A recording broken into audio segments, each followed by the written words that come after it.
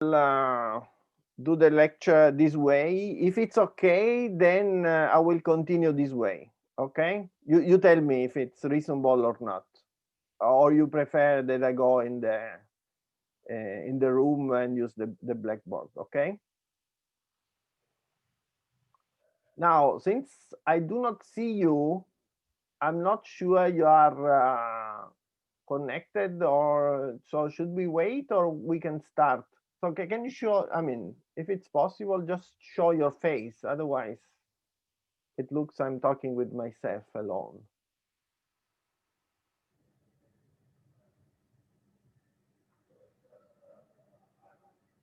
Okay, you are good. You are muted. Now, I will start.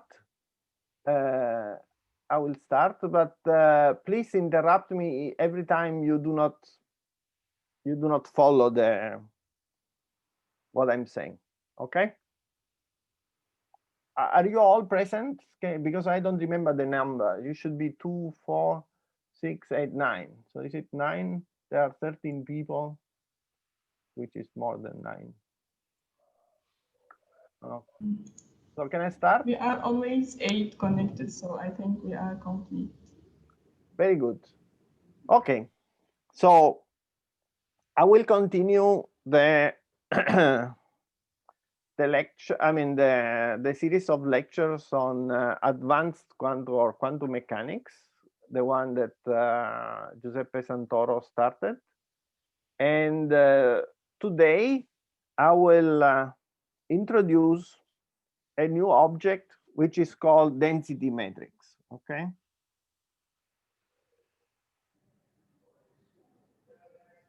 So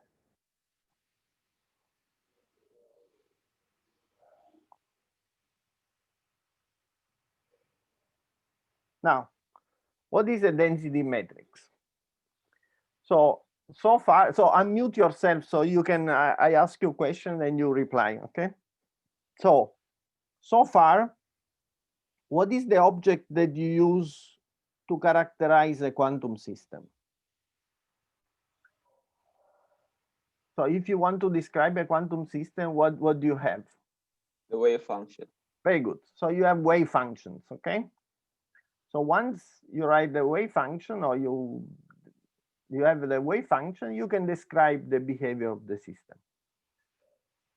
Now, if you have a system described by a given wave function, are you able to compute all the observables with perfect precision, with, let's say, exactly? Yes or no? It will be very hard. I think no. No. So I'm talking about theoretically, not experimentally. And the answer is no, which is correct. And why is a no? Because we have the Heisenberg uncertainty. Very good. So not all observables can be computed, right? So what is the set of quantities that you can determine with certainty? I mean, are those variables that those observables that commute among themselves, right? If two operators, two physical quantities, physical observables do not commute, then you know, you have some uncertainty, right? Very good. Now, what I want to introduce to you now is that there are a number of different and very important situations in which, in addition to the uncertainty which is related to the Heisenberg principle, there may be additional uncertainty. Let me make one example. So there are things that you already know, but in order to make your life more difficult, I will not consider those cases. Okay. Let me start with the following example. So do you know what is the experiment of Gerlach? It's a question, please answer. Yes. Very good. Now, in the experiment of Gerlach, then you just send the beam inside the non-uniform magnetic field, and the beam is split and you get two spots, okay? And the two spots will correspond to the two, say, eigenvalues. Suppose that the magnetic field is along a given direction, Z, to the beam, I mean, to the particles that have spin up or spin down in the magnetic, in a given direction, okay? So I want to do the following experiment. Sorry, just to be specified. Now, if you do this thing, then you can describe, in principle, you can describe the whole setup by just analyzing the evolution of the wave function, okay? Now, I want to do something else.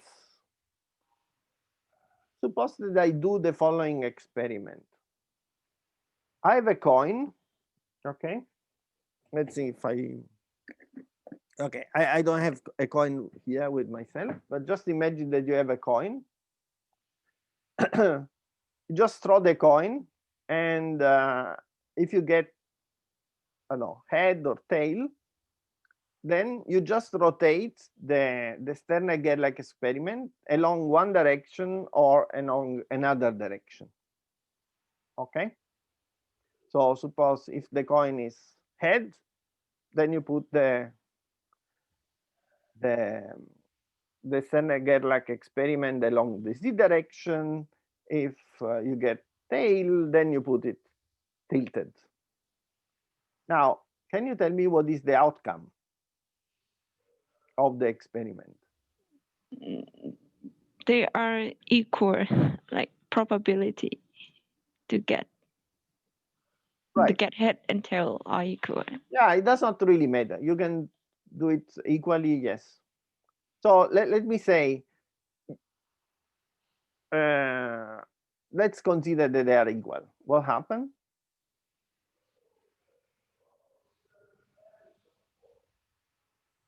After the experiment. So can you tell me what you expect?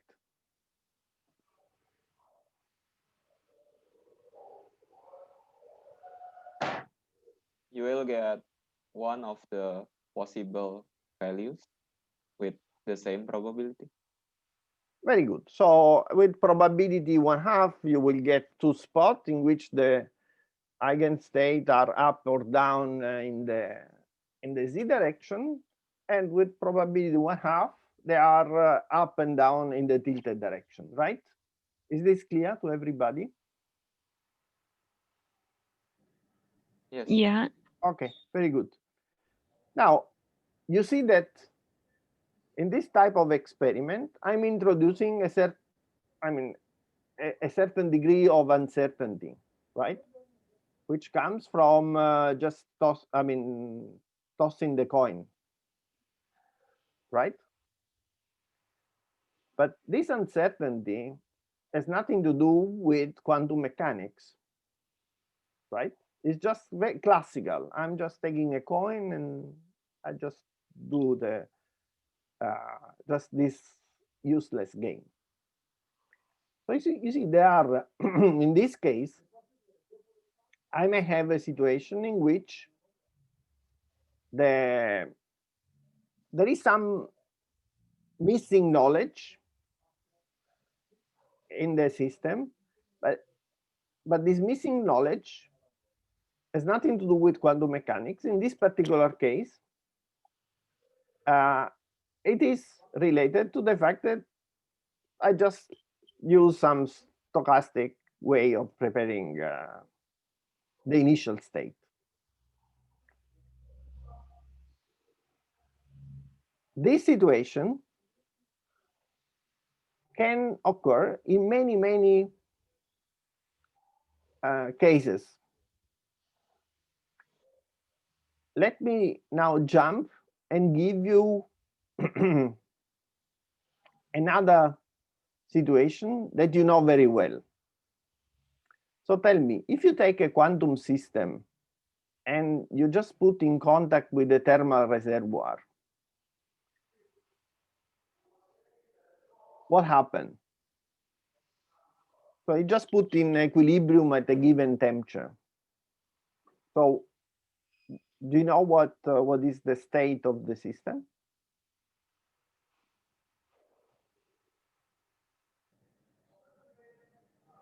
Hello?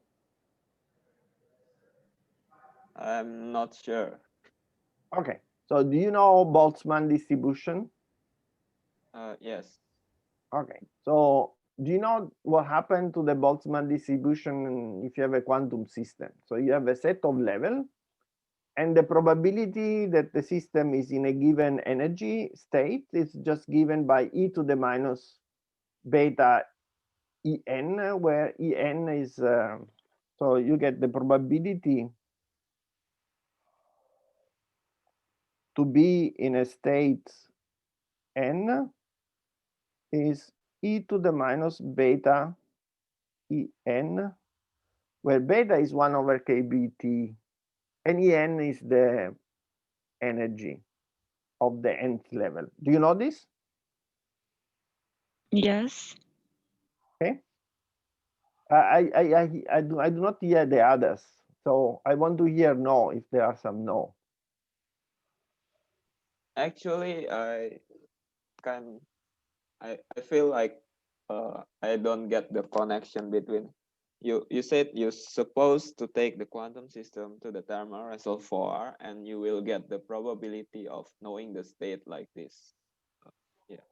Yeah, no, I'm just saying if you have a system, a quantum system which is in thermal equilibrium, what is the probability that is in the state n? Is given by the Boltzmann distribution, right? Yes. Is it okay for the others or not? It is okay. Okay.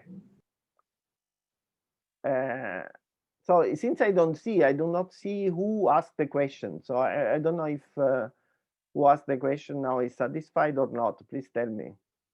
Oh, okay. I suppose. Huh? It's okay? Yeah, okay. Okay. So what does it mean that there is a probability? So you don't know exactly where is the state, okay? But there is, so the system will be in the state psi n with some probability, okay? So the fact that you don't have exact information about which one of the eigenstate is the one in which you put the system is also something not related to quantum mechanics. It's just related to the fact that you have a system in thermal equilibrium. Now,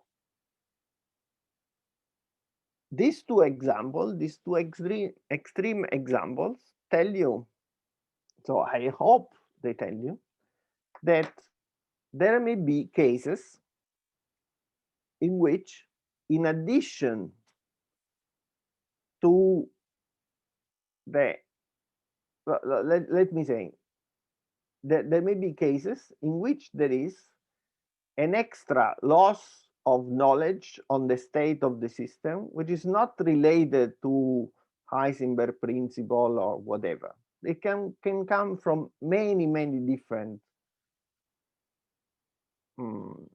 reasons. But for all these reasons, the state of the system or the description that we have is not the most complete according to the rule of quantum mechanics, but there is some missing information. Okay. Now, in all these cases, we are not allowed, or we cannot use quantum wave functions to describe the system, but we have to introduce a new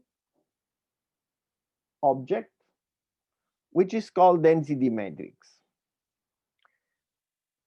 Now, what I'm going to do is I will introduce this object first as an alternative description of wave function. So you will see that it's the same as what happened with wave functions. And then, Sorry, Professor. yeah, Will you repeat why do we need to introduce the density matrix? I did not get the point. yes. So let me say, let's do the following experiment, theoretical experiment. Suppose that you have a system which is described by a wave function, sorry, by an Hamiltonian H, okay? Now, you know that if you start from a system psi 0, psi at time t equals 0, then the evolution at later times, t larger than 0, is just e to the minus I h t psi at t equals 0, right? Correct? Yes. Okay. And this is what we call, let's say, psi of t. Is it, Okay. Sorry? You miss 1 over h bar in the... Yes, I put h bar equal to 1, okay? Okay. Yes, you're right. Okay, so this is the evolution of the system. Now, suppose that for some reason, for any reason, so you can use the coin tossing or more seriously because there is some uncertainty in the experiment. You are not sure if the initial state wave function is psi 0 or phi 0. Okay, so you get, for instance, psi 0 with probability p and phi 0 with probability 1 minus p. Okay, is this clear? Yes, it is. Very good. Now, phi yes. 0 is another state. Yeah. So suppose, for instance, just imagine, you can imagine a particle which is prepared in position here, x, or in position y. So you have two-wave packet, but for some reason, I mean, your experimental apparatus is not perfect. You don't know if you prepare it here or here, okay? Yes. So this,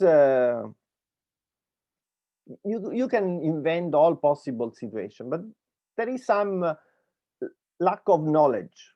For instance, in this case, is related to the fact that the preparation is not very clear, so you don't know if it's psi 0 or is phi 0. Then, starting from this situation, okay? If I ask you from here, what is psi of t? So, can you tell me how to determine psi of t? We take the time evolution of two cases with the probability. Right. Now, in this case, it's a good solution. But you see that basically what you want to do is just to take psi 0 and you study the evolution with some probability. Then you say phi 0 and you get another probability. Very good. And if I tell you, okay, I want to know the average position or average momentum at time t, what do you think you should do? Take average of them when time is equal t. I mean, we have the probability, and we can take the average from that probability. Very good. So you say, okay, so basically I will get, let's say, psi of t or phi of t, right? Depending on the initial condition, right?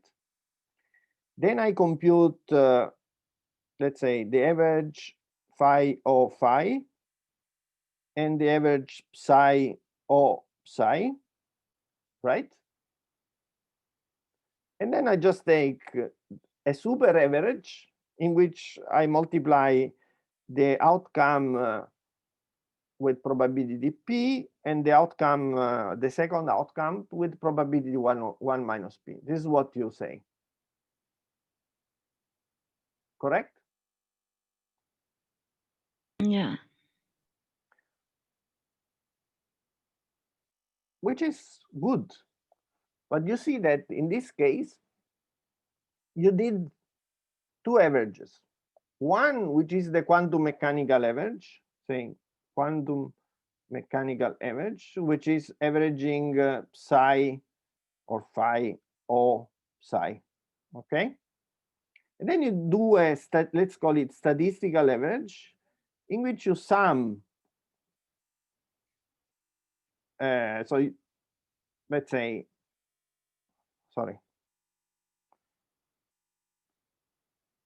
in which you say, okay, I just take p psi o psi plus 1 minus p phi o phi, right? And this is just, let's say, I call it O bar, okay? So in some case, I get a result. In some other case, I get a result and just average with the corresponding probability, which is good. But then you see, this is a simple situation that we knew how to handle, okay? Now, the question is that, can we have a general framework in which to handle all possible situations in which there is an additional lack of knowledge, which is not related to quantum mechanical Heisenberg principle, but it's just because we have partial information, okay?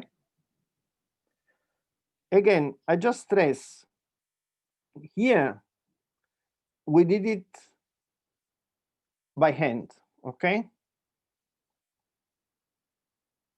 We just did this average.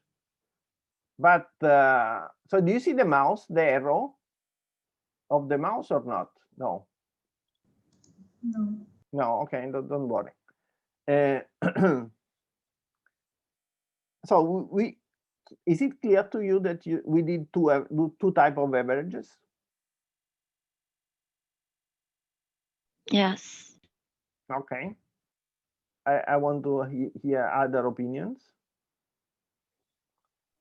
I think Yes. the first one we use it in the second. Sorry, speak louder. I do not hear. Yeah. Can you hear me? Yeah. I think the first type of average, we use it in the second one.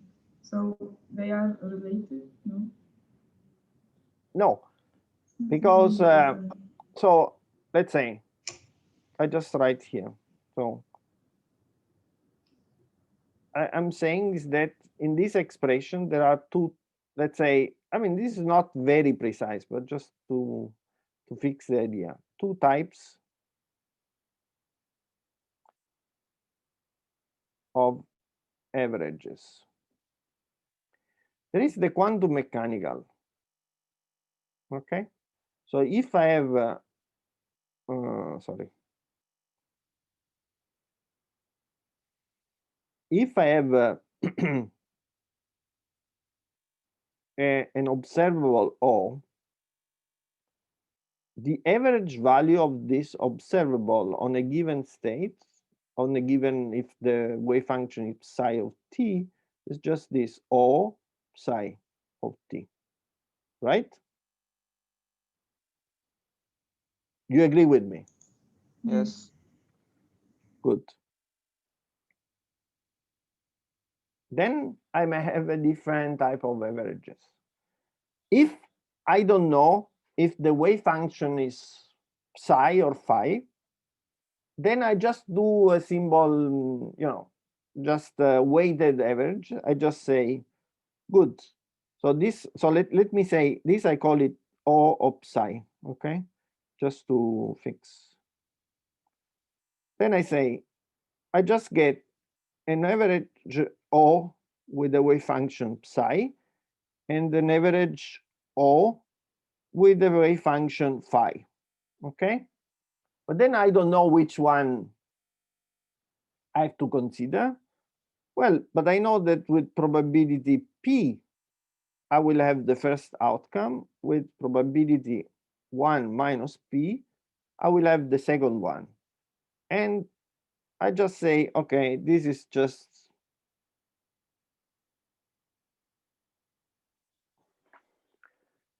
the average result. So you see that this P and 1 minus P comes from something classical. It's just like, suppose you just throw, you know, you throw dice and you want to know what is the average number that you get, okay? So if you have a dice with 6 faces, then the probability to get one face is 1/6. And then you have 1 times 1/6 plus 2 times 1/6, on and so forth. And then on average, you will get a number. Is this clear? Yes. Okay. So you see that you have 2 types of averages. This, again, is quantum mechanical. This one. Because it's related to the computation with the wave function. And this one with the P, it's just, has nothing to do with quantum mechanics. Okay. So tell me if it's okay so far with you, with what I said. Yes, yes. Yes, it's okay. Okay. Now, you see that, as I said before, in this case, you know, we found an easy solution to the problem by just using our intuition, okay?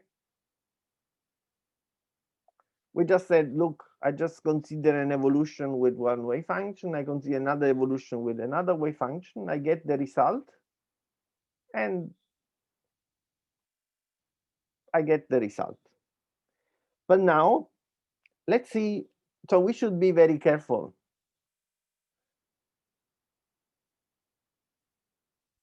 In this case, I ask you a good question, an easy question.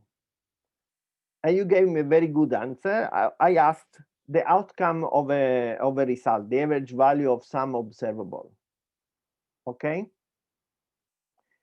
Now, if I ask you, can I associate a wave function to get this result? So I want to know if it is possible to associate a wave function to the system such that the outcome will be this one.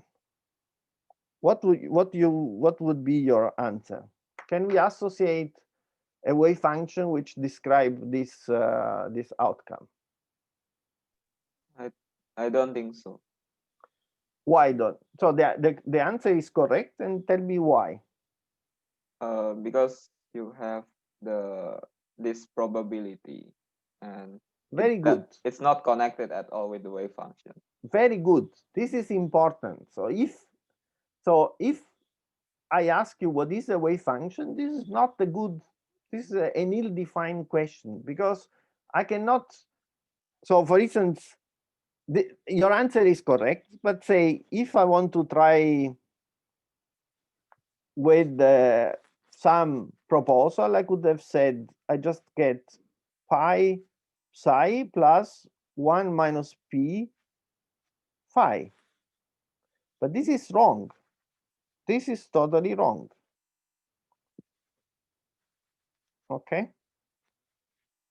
Because what we had is not what we have is not a coherent superposition of two components, of two paths, okay, two wave function. There is no quantum coherence.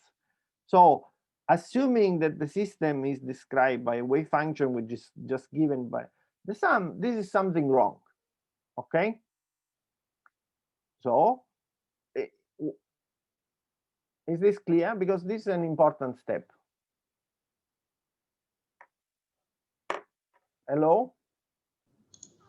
Why is it wrong? Okay, I can understand, but I need more details. Okay. So let's analyze this, okay? So tell me, what is the physical meaning of this?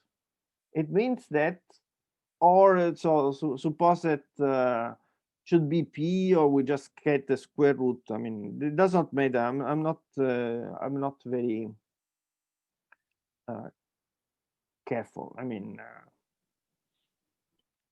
I have to normalize. So let's do this following. Okay, just to be more careful. So just write this and this. Okay, with some normalization. No, so I don't care about the normalization for the moment. So why it is wrong? It is wrong because this wave function just describes the coherent superposition of two terms related to psi and phi with amplitude p or 1 minus p, or I can put square root, it does not really matter. But what is important, you know that when you have coherent superposition, in principle, you may have interference effect, right? But in the previous example here, the fact that you had two outcomes was not related to any interference or quantum interference. It was just the fact that you just did the experiment many times and you had probability p to get one outcome and probability 1 minus p to get another outcome. So there was no possibility to have anything related to quantum interference in this. So is this clear now? Yes, thank you. So if it's not clear, you can keep saying that it's not clear. Don't worry, okay? I just repeat until... No, it's clear now. Okay. So what I want to say that while this formula, this one, is okay, what is totally wrong is just to say that we can construct a wave function which is given by a certain combination. Okay. Now, in order to describe this situation and other situation that we are going to discover in the following, I mean, it's a new concept, so don't worry. I mean, you have to digest it. We have to introduce a different description of a quantum state. Okay. a description of a quantum state, which is not the wave function, but it's called density matrix. Okay, the density matrix was introduced by Landau. So what I'm going to do is, the first thing I would like to do is to introduce the object, this object, in those cases which correspond to wave function. Okay, and just to show you that there's a different way to describe the system. But then we will see why it is advantageous to introduce this concept. So suppose that the quantum system is described by a wave function psi. Correspondingly, we can introduce also an operator rho, which is, in this case, a projector, defined like this: psi, psi. Okay, this is the wave function, and this is the density matrix. Rho is an operator. It's a projector, a projection in this case, projector. Okay. I'm going to show you that having rho or using psi is exactly the same. Okay, it's just a different way to describing the system. Okay. Now, once you have a wave function, so tell me, how do you do the averages?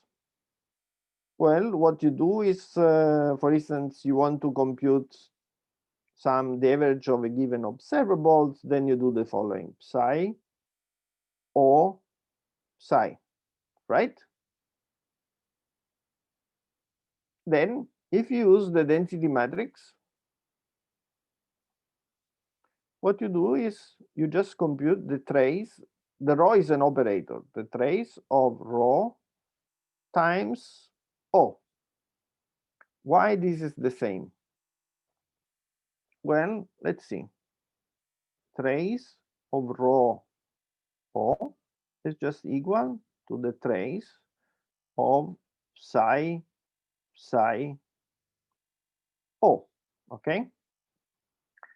This is psi, sorry, it's not written nicely. But the trace, so I can just introduce a set of states in which there is a psi and then all the others which are orthogonal, and this is just equal to psi O psi. You see? So the rule is that if I have a pure state and I use a wave function, then I have to compute this brow cat object. If I want to compute the average using the density matrix, I just have to take the trace of the projector rho with the operator O. Time evolution. Okay, so I'll just change color. Time evolution.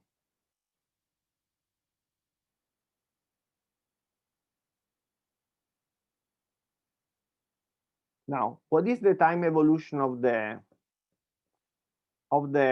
wave function?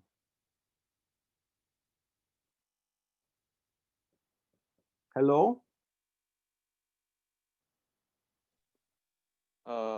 E to the minus IH. Yes, but what is the equation? What is the equation? Sorry. Oh, What is the Schrödinger equation? the IH derivative of Hamiltonian, and then is equal to H psi, yeah, H right? psi. Oh, yeah. Okay. Sorry. Now, this is the evolution for the wave function. Now, in this case, if I compute rho dot, this is equal, okay, to okay.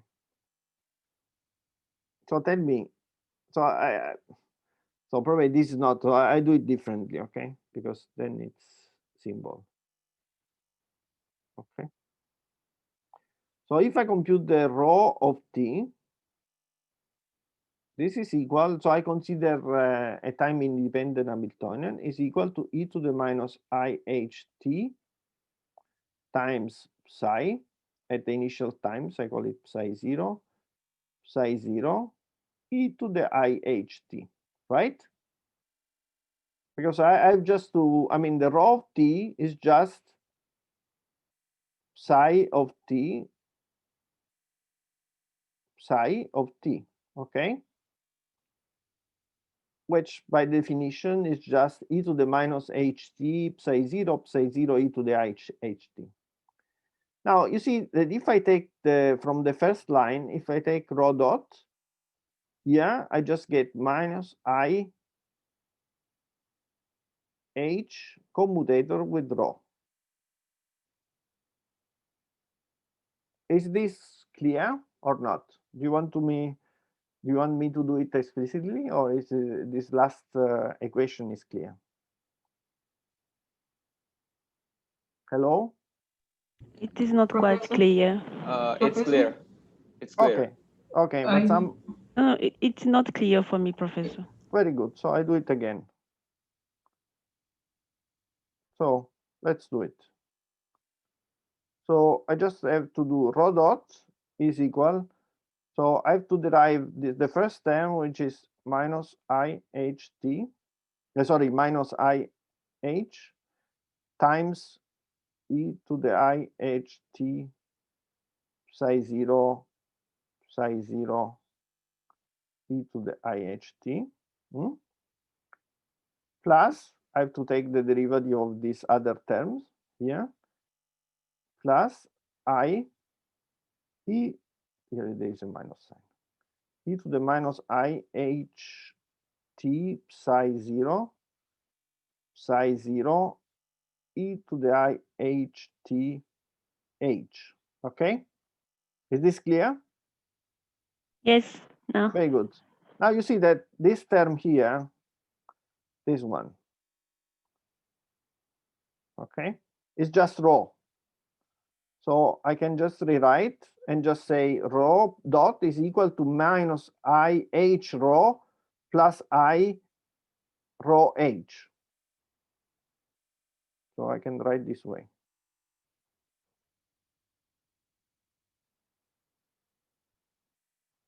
Minus I h rho plus I rho h. Okay? But this is equal to minus I h commutator with rho. Okay? Okay. Very good. So this, you see, if I give you the wave function, then the time evolution is given by the Schrödinger equation. If I give you the density matrix, the time evolution is just given by this equation. Rho dot is equal to minus h rho. Okay?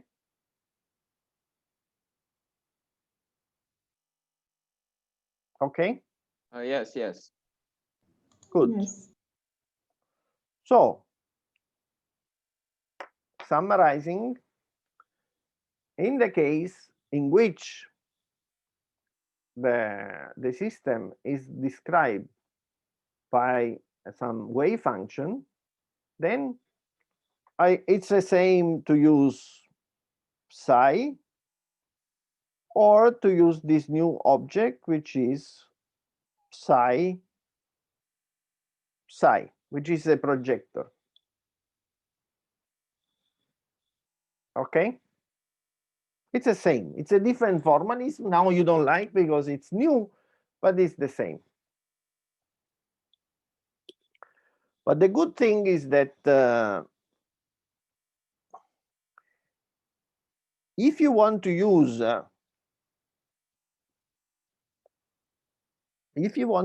the wave function in the example I gave you before with the Toyn-Cossing, psi is not good anymore, but rho is very good.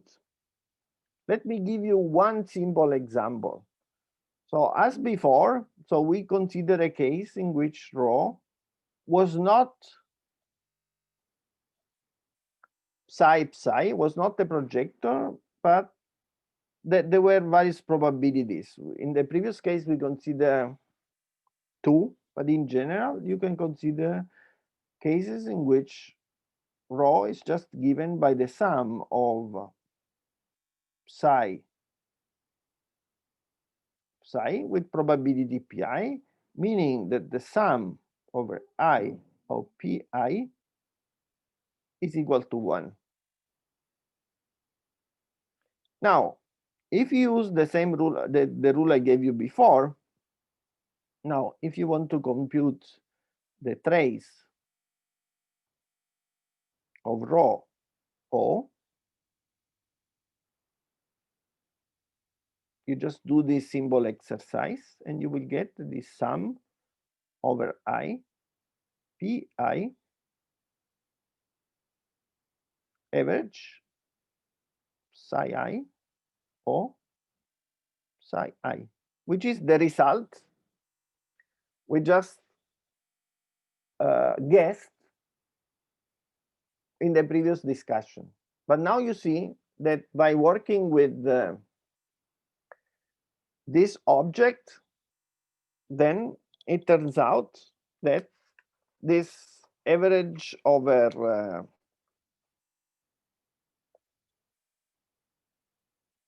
probabilities and average over state, and this combination comes out naturally.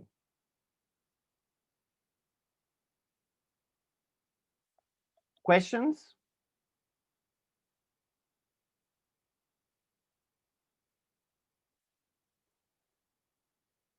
Hello? Yes. But actually, I don't really get the trace part. So, this last part. Actually, okay. So I just do it step by step. Okay. So the rule I gave you is that if you want to compute the average of a given observable, you have to do the trace. Sorry, the trace of rho times O. Okay. This is equal to the, sorry, to the trace. I just substitute what is rho, just sum over I of pi psi O. Okay. Hello? Oh, yes. Very good. Now, you know that the trace is a linear operation. So this I can write as a sum over I pi times the trace of psi I O. Right? Yes. Now, when you do the trace, so let's say, I just do it here. When you do the trace of, so the trace means that you have of any operators, so it doesn't matter if it's O. So I just call it A, okay? This is equal to the sum over I of some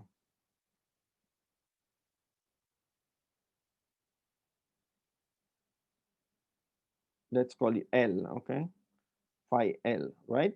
You just take a basis and then you just sum, right? Hey, hello? Yes. Yes. Yes. Okay, So you just construct the basis in such that one element of the basis is psi I, and the others are just, let me call it, I call it psi orthogonal. So something like psi orthogonal. So one element is this and the other are just the orthogonal. So you just construct in such a way that this is the basis, okay?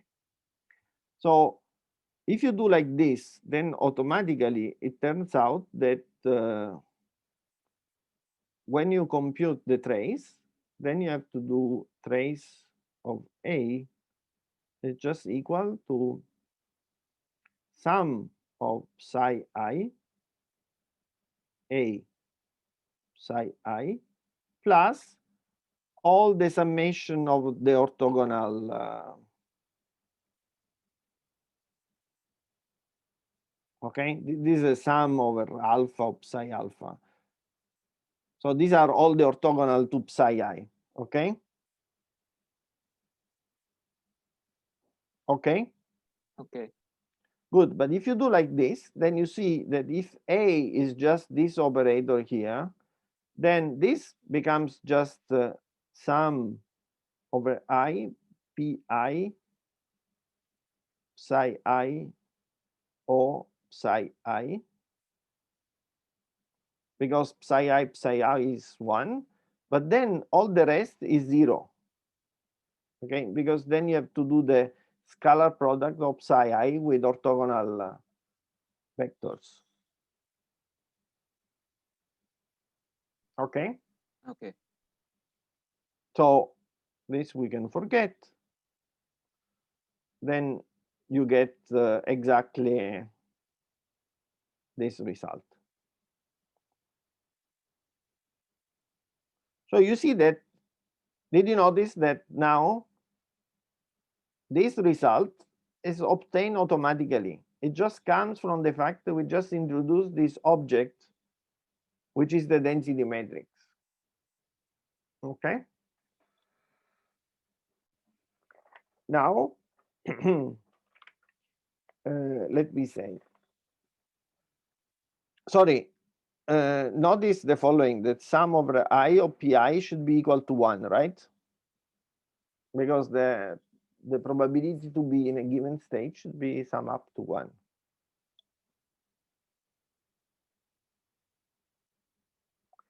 Now, the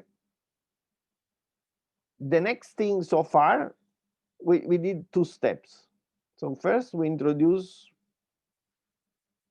rho in the case in which it's just a projector, psi I. This was the first case. The second case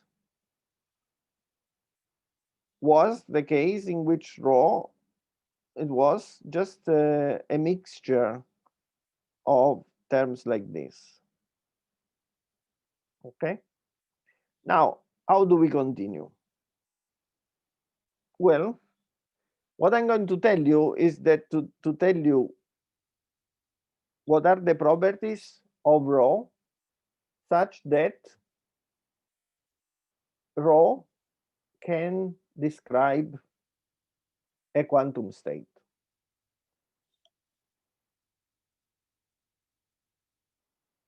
Okay, so I'll give you the, so rho, what is rho? A vector or an operator?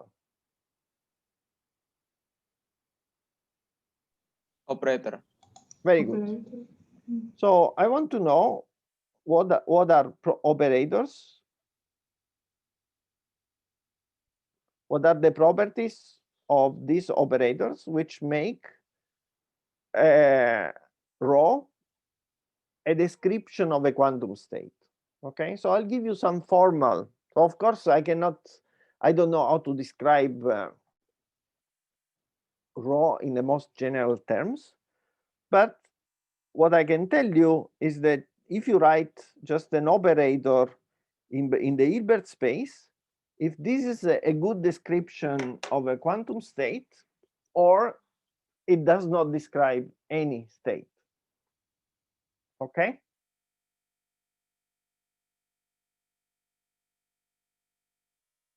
Hello? Yes. Is the question well defined? Good. So I'll give you the properties, and then step by step we just learn. Okay.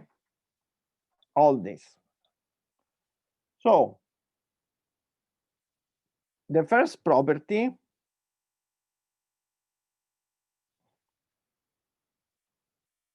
is that the trace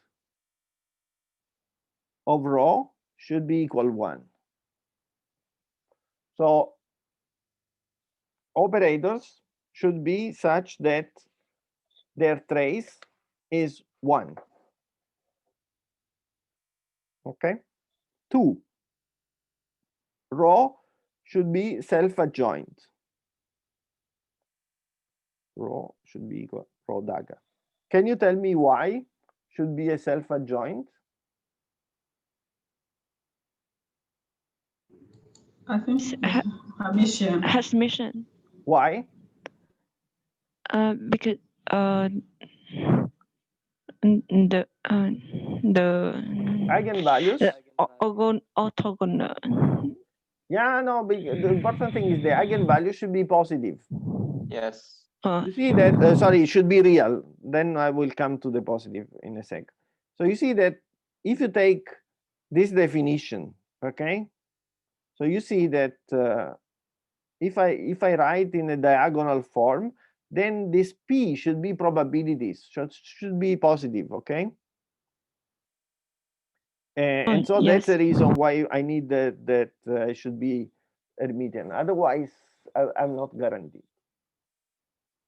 3,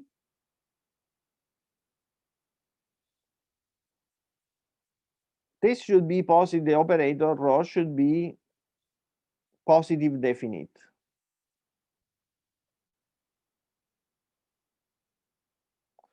Which means that if I compute the average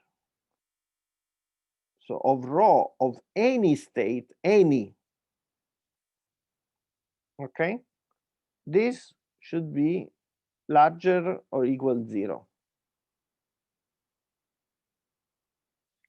And you see that this you can see immediately.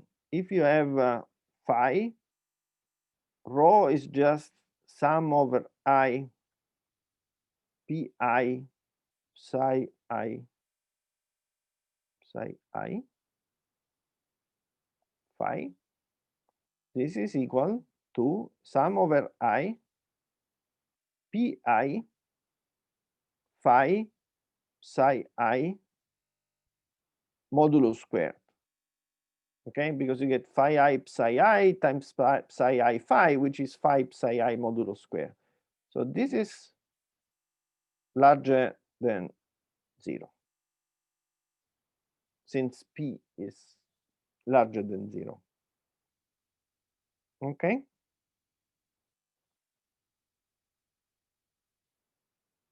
So if you take any operator which has these properties, so trace 1 Hermitian with positive definite, you can always find a basis such that you can write, so if it's trace 1 positive definite, you can always find a basis which diagonalize, okay, with positive eigenvalues. Now,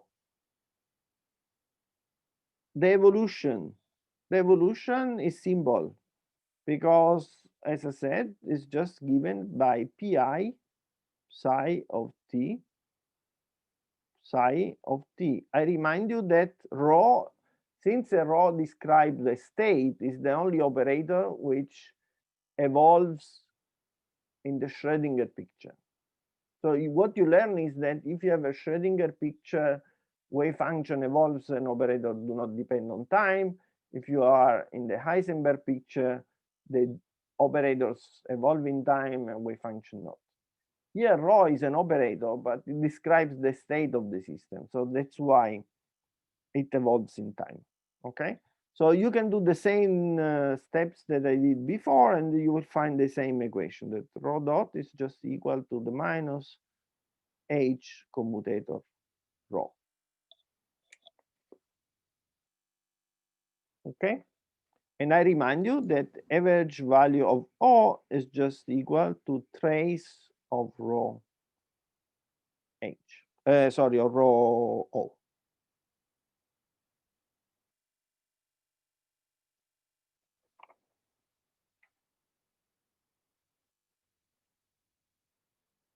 Questions? Do you have any question? Yeah, Professor. Go ahead. Actually, I don't get it well why it should be positive defined. Yeah. So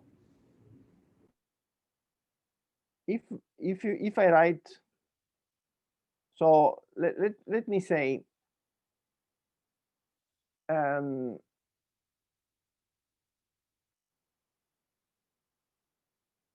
the diagonal terms of, so I mean, if it is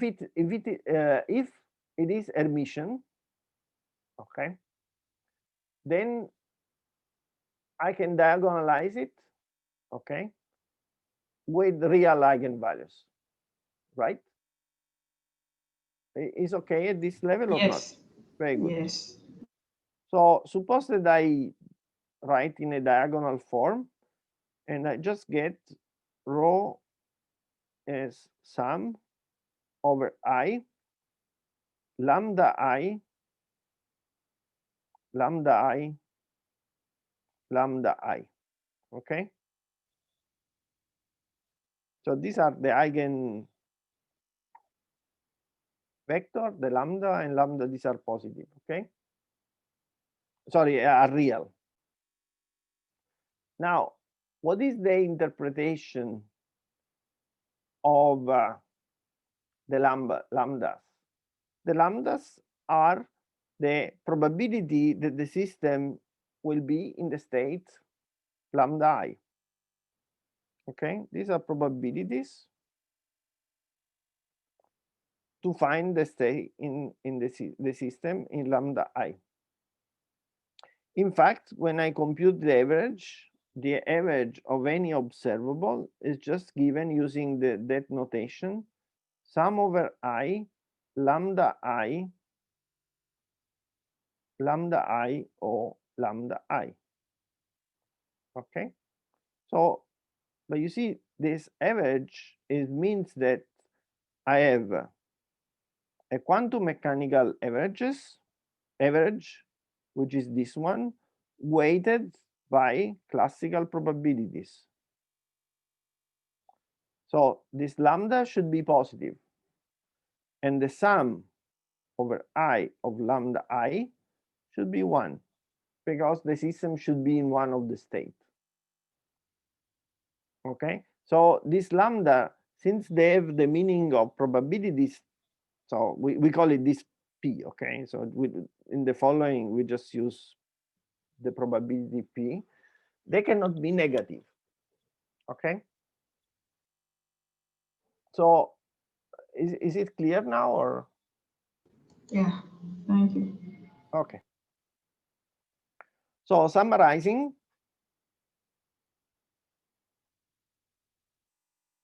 so just let's make this summary. I take an sorry. Yeah, sorry. Is the expectation value of an observable also positive definite? No, because this is a good point. You see that if I have so I just write again, okay? So it's just sum over I. I just write like pi, okay? Psi I or psi I. So these are probabilities, and these are larger or equal 0. These are expectation values, can have any sign.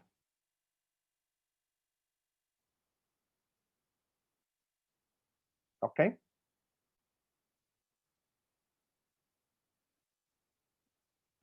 Yes. So for instance, if you have a state which can be either up or down with probability 1/2,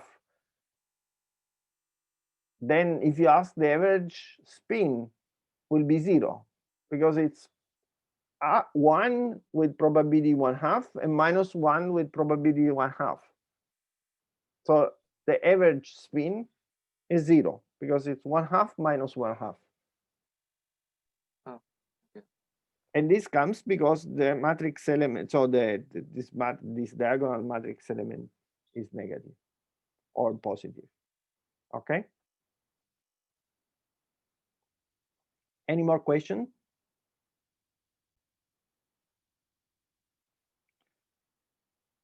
So let me summarize.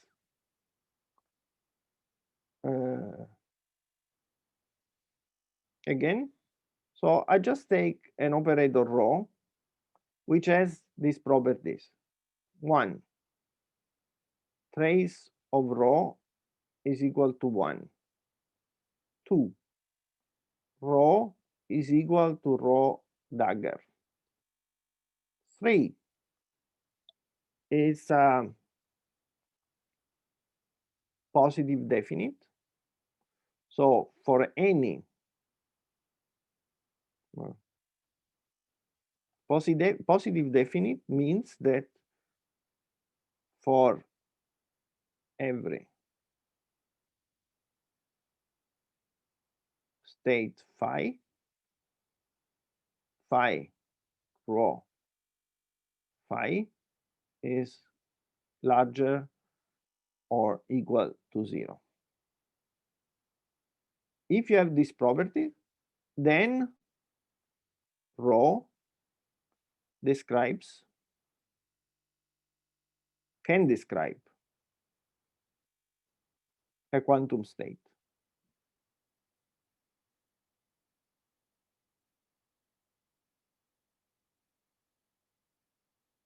Okay. Now, if you know rho, then the rule to study the evolution. So what is the corresponding Schrödinger equation in this formalism is this one. This for time independent.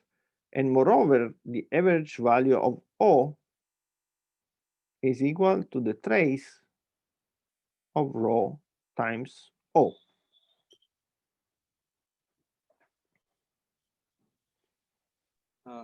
Sorry. Yeah. I think it should be rho dot equals to -5. You're right. Yes. Yes.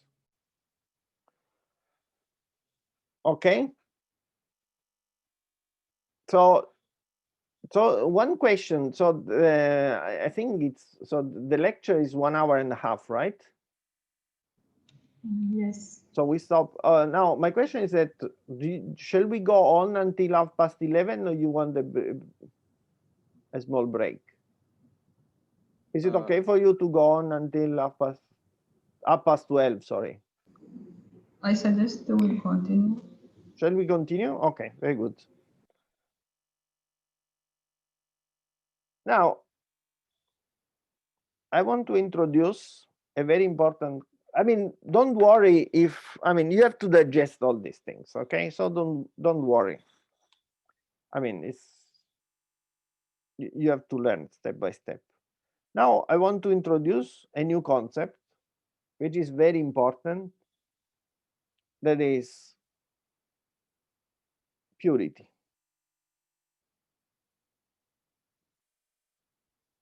Okay. So suppose, let's consider the first example in which rho. Sorry. No, I don't want to consider an example. I just go directly to the thing. So we said that trace of rho should be equal to, let's see if you remember. 1. Very 1. good. Now I want to compute another thing, which is this trace of rho squared. So do you have any idea of what should happen? So this you have to do yourself, but I'll give you the answer. It's just this one. It's equal to sum over I of pi squared. Do you agree with this? Yes. Very good. Yes. Now, can you tell me, can you say some properties of this sum over I pi squared? Positive. This is positive, but there is something more. It could be less than 1. Sorry, I do not hear you. It could be less than 1. Very good. Now, very good. So it is less than 1. Can it be 1 or not?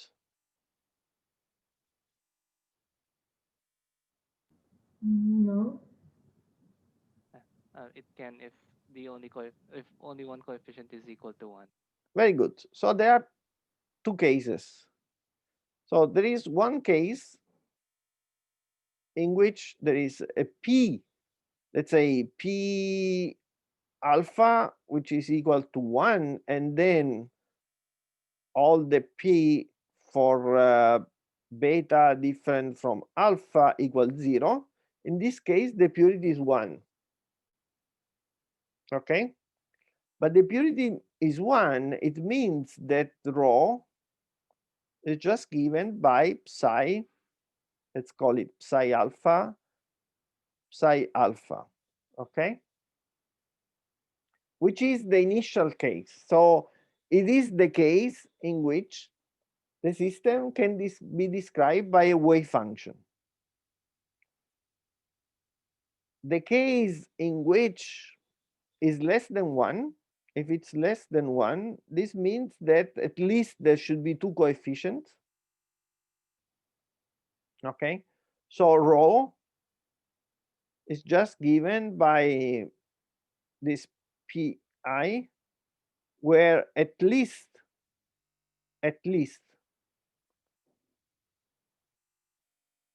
2p are different from 0. So the quantum mechanics you study so far with wave function correspond to the case in which you have system with states which are called pure. Pure state are those states in which there is the highest possible information of the system which is compatible with quantum mechanics. There are other cases in which the state is called mixed, and for mixed state the trace of rho squared, so the purity is less than 1, in which there is the fact that we have pi psi I, it's called a mixture. So that is not a superposition because there is no phase coherence, but there is, the system can be described with certain probability in a given way, with another probability in another way. And there is a kind of probabilistic description in addition to quantum mechanics that comes from other sources. We will see. I mean, what is these other sources? Okay. Do you have a question on this point?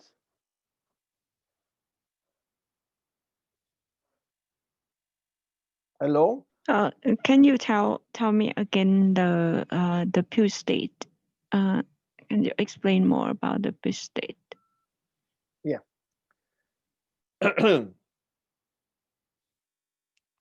So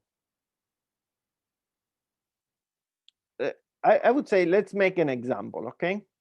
And see. So let's see.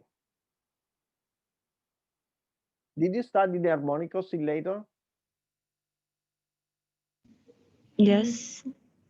Very good. So for the harmonic oscillator, did you study the operators A and A dagger?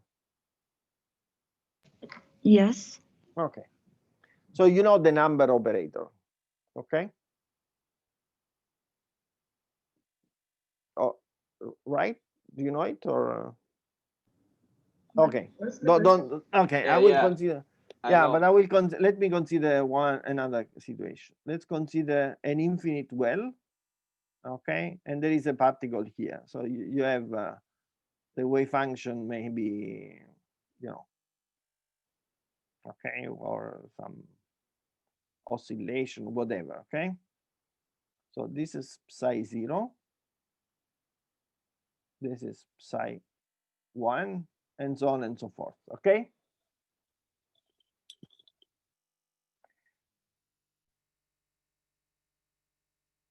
So I want to consider two cases. One, which is this one, psi 1,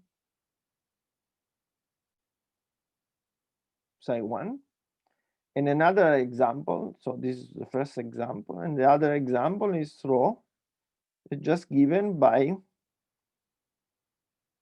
1/4 psi 1, psi 1, plus 3/4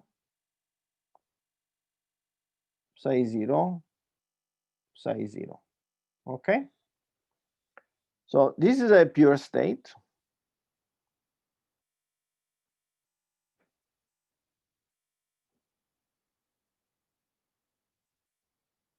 This is mixed state. You can just check directly. So let's call it rho 1 and rho 2, okay? Just to be concrete, rho 1 and rho 2. So if you compute trace of rho 1 or trace of rho 2, in both cases is equal to 1, okay? You just do it. So I remind you that psi 0, I mean, this is just in orthogonal basis, so you get this. If you compute the trace of rho squared 1, this is equal to 1. The state is pure. It's just described by a wave function. We can use just the density matrix as a different way to describe the system. But if you compute the trace of rho 2 squared, this is less than 1, okay? Because it's equal to 1/16 plus 9/16, okay? Which is less than 1.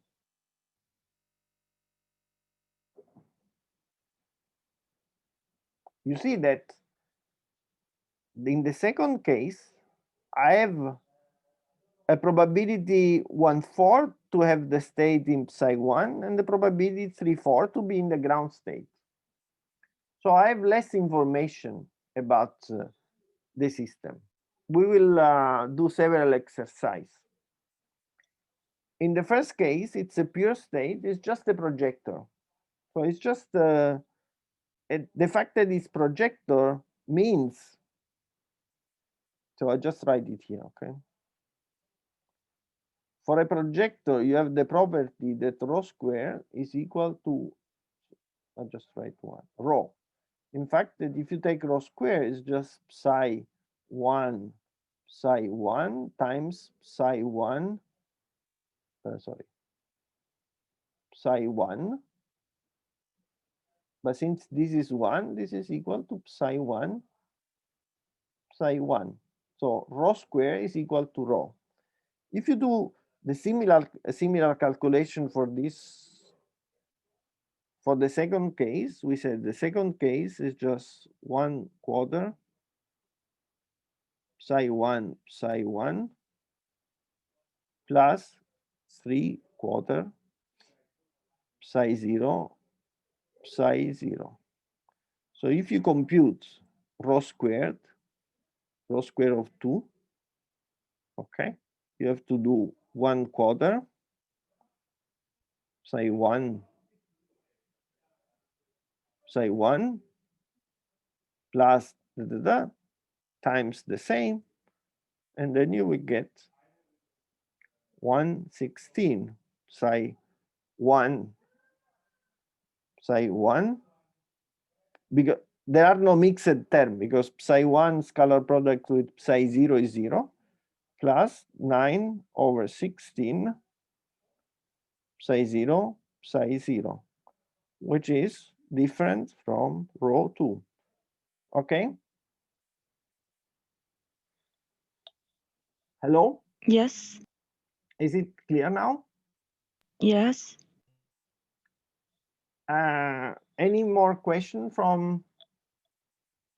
Actually, I want to know because previously you say the definition of build state inwards, and actually I want to know more about that, but not the calculation.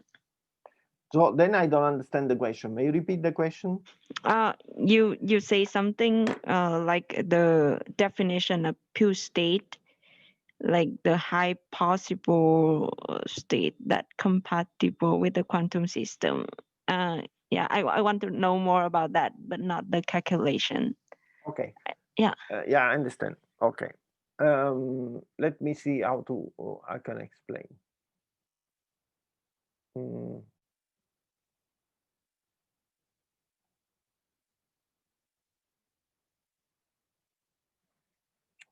So I think that next lecture we will do an exercise, and this will be more clear. But let me make. Okay, let me consider the following example. Let's see if you like it. Okay. Sorry, just.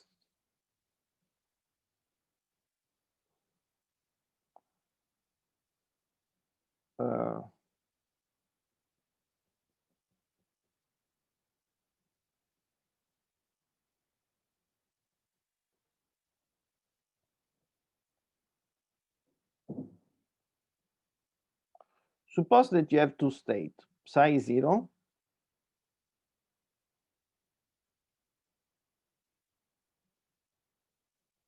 and psi 1, okay? We said, okay, let's generate the state psi 0 with probability p0 and psi 1 with probability p1, such that p0 plus p1 is equal to 1. Then do you agree with me that the fact that I'm introducing a probabilistic interpretation means that I will have less information, so I will not be able to tell you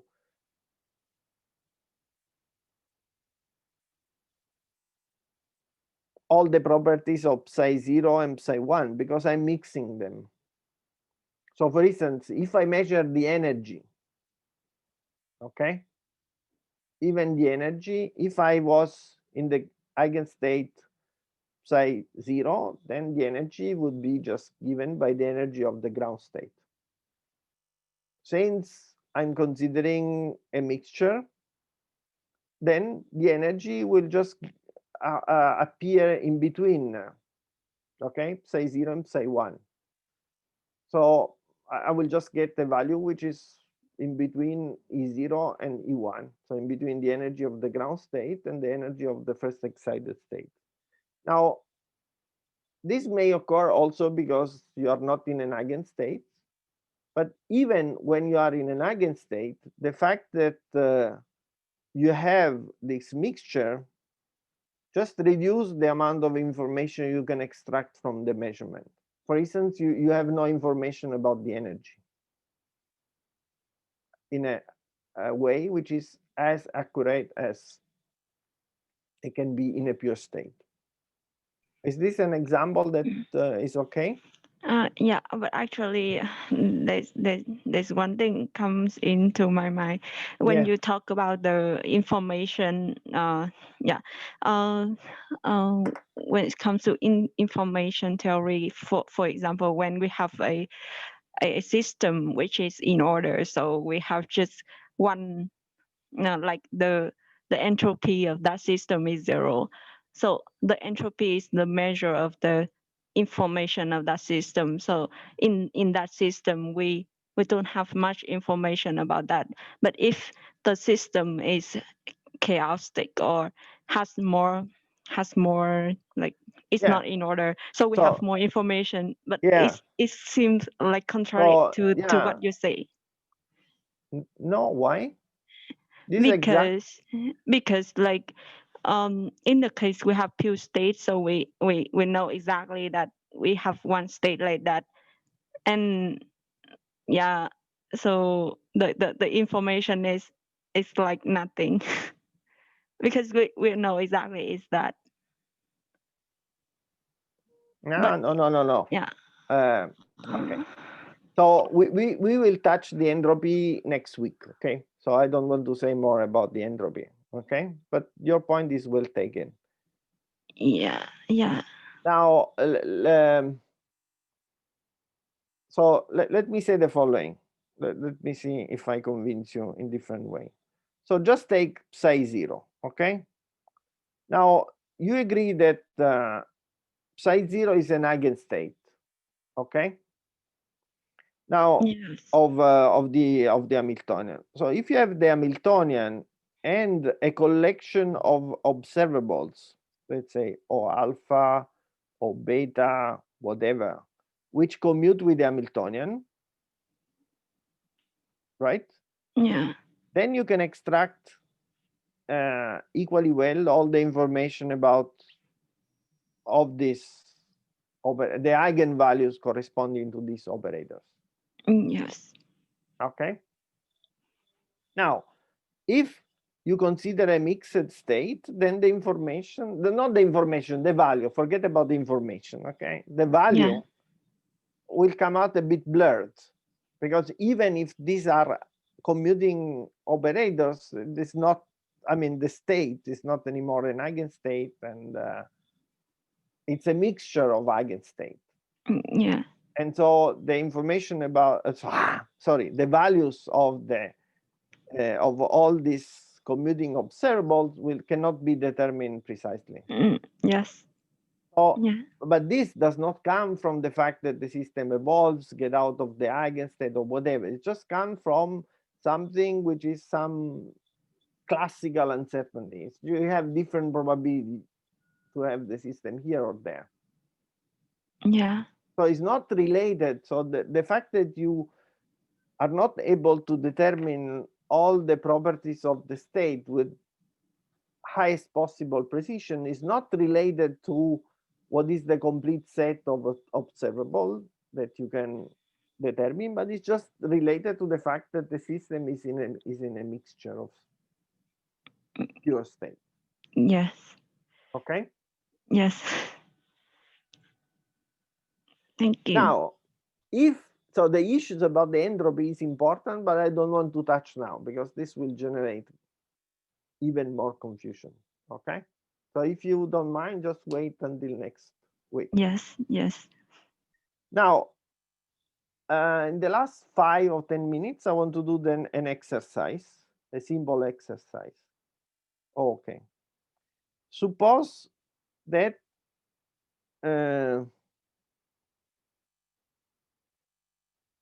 I have 2 density metrics, okay? Rho 1 and rho 2. It does not matter if they are pure mixed, just 2. If you take some density matrix, which is computed like rho lambda equal to lambda rho 1 plus 1 minus lambda rho 2. Is rho lambda a good density matrix or not? So lambda is between 0 and 1, okay?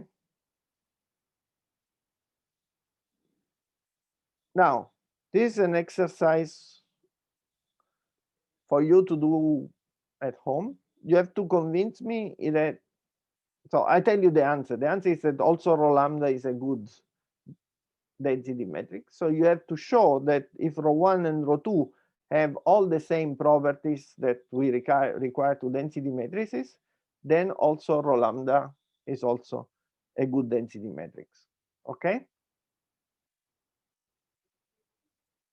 Sorry, the question is if ρ1 and ρ2 have all the properties of density matrix, and you will get rho lambda.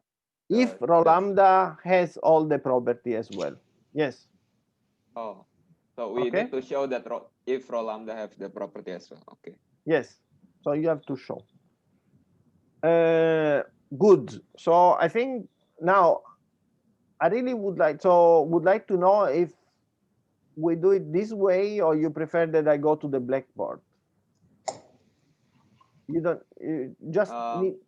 Actually, I don't know, because I never saw you writing on the blackboard, so it's the same. I think this way is better because the camera is not very good quality. And okay, good. Okay, so next week we continue this way.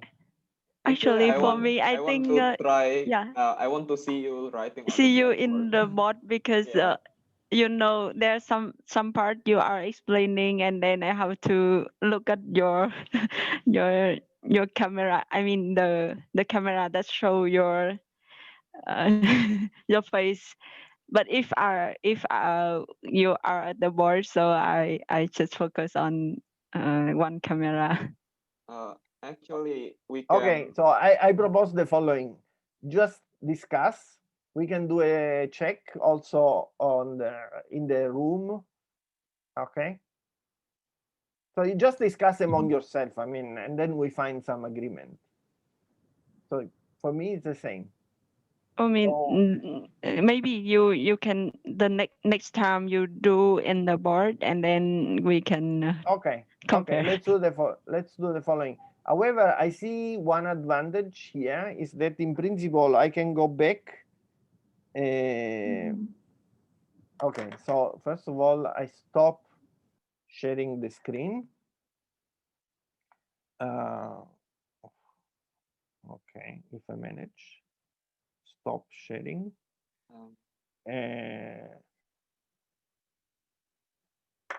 So the only the advantage I see that in principle, if I know how to do it, I can save all the but it's recording, so you will see the blackboard anyhow. Okay, very good.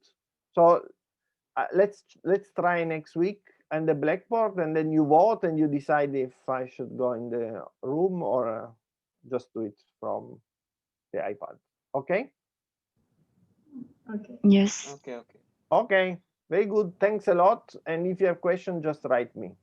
Okay. Thank you. Bye-bye. Okay. Bye. Thank you. Goodbye. Thank you. Goodbye.